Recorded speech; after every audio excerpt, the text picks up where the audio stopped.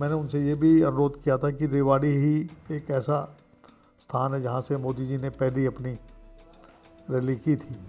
मैं समझूंगा कि रेवाड़ी बहुत ही लकी जगह है।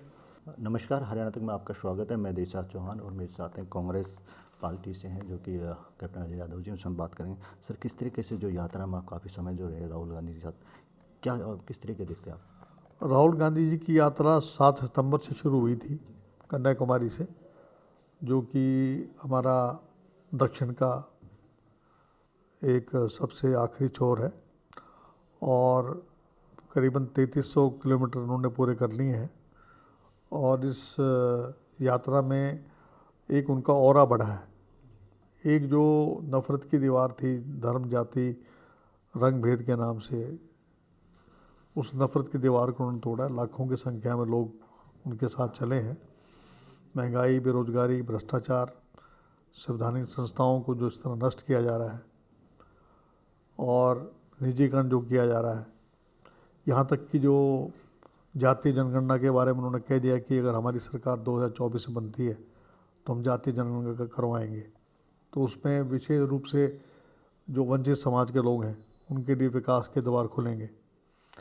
एक उन्होंने अग्निवीर योजना है जो कि भाजपा ने लागू की है। उन्होंने कहा कि जब 2024 में सरकार बनती है तो अग्निवीर योजना को हम समाप्त कर देंगे, और 15 साल के लिए जो जिस तरह पहले हमारे जवान जो भर्ती होते थे उसी तरीके से 15 साल के बाद उनको पेंशन वगैरह, 1 रैंक 1 पेंशन की जो बात कर रहे थे, अभी ये भाजपा के लोग 9 रैंक 9 पेंशन की बात पे आ गए हैं। और मैंने उनसे ये भी अनुरोध किया था कि रेवाड़ी ही एक ऐसा स्थान है जहाँ से मोदी जी ने पहली अपनी रैली की थी।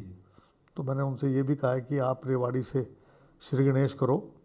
ये एक मैं समझूंगा कि रेवाड़ी बहुत ही लकी जगह है, और राहुल जी अगर यहाँ पर आके और जो 1 रैंक 1 पेंशन का वायदा जो ये भूल गए हैं और अग्निवीर योजना को समाप्त करके और ये कहेंगे कि हम अपने सैनिक भाइयों को 1 रैंक 1 पेंशन भी देंगे और 15 साल की नौकरी, पेंशन और आगे का होगा, तो ये बहुत बड़ा एक कदम होगा।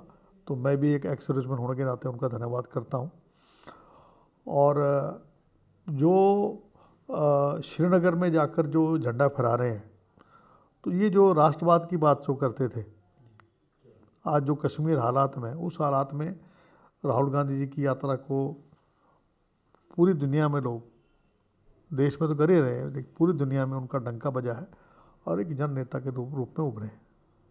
सर, बात करें पेंशन जो भी सरकार ने जिस तरीके से उसका विरोध चल रहा है, आप किस तरीके देखते हैं पूरा?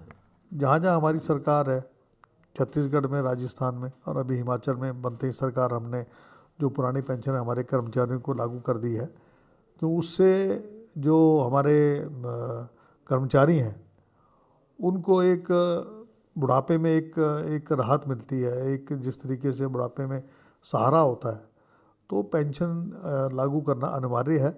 इसको लोग आर्थिक दृष्टि से देखते हैं, लेकिन सामाजिक दृष्टि से देखना चाहिए। जो हमारे 15 साल बाद जो हमारे जवान आते थे उनको मौका मिलता था। अब ये कहते हैं कि जो अगर हम ये 4 सालगिरह करेंगे तो हमारे जो जवान है वो सब यंग रहेंगे। क्या 35 साल में पीटी उषा जो है 35 साल की उम्र तक दौड़ती रही है, और मैरी कॉम जो है उसने 35 साल की उम्र में वेट लिफ्टिंग करी है। तो 35 साल का आदमी बूढ़ा तो होता नहीं है। तो इस प्रकार की जो बचकाना जो बात ये करते हैं और जो जन विरोधी जो नीतियाँ हैं, उसके खिलाफ राहुल गांधी जी ने जो आवाज़ उठाई है उसका हम स्वागत करते हैं। प्रदेश भर में जिस तरीके से सरपंच जो विरोध कर रहे हैं, आप देख रहे हैं, किस तरीके देखते हैं आप? सरपंचों को फिर चुना क्यों गया है? अगर उनके हाथ में 2 लाख में, तो आप 100 मीटर का भी आप रास्ता नहीं बना सकते। तो 2 लाख में क्या आता है? कम से कम जो है 10 लाख या 15 लाख 20 लाख तक की जो है सरपंचों को पार होनी चाहिए कि वो अपने हिसाब से अपने काम करवाएं, सफाई का काम करा सकें और काम करा सकें। ई टेंडरिंग का मतलब ये है कि ठेकेदारी प्रथा को लागू करना, भ्रष्टाचार को पनपना, और इससे जो है जो पूंजीपति लोग हैं उनको फ़ायदा पहुंचाने का एक रास्ता खोल रहे हैं।